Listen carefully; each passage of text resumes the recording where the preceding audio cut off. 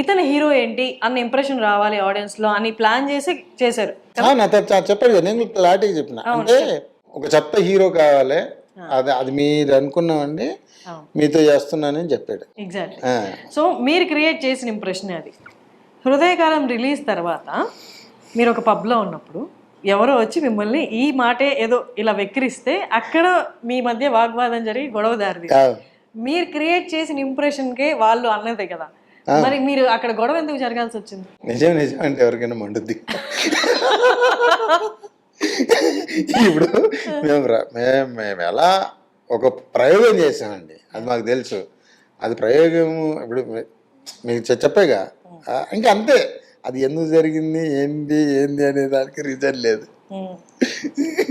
నేను చెప్పాగా, టిఎన్ఆర్ గారి ఇంటర్వ్యూలో నిజాలు చెప్పాలి.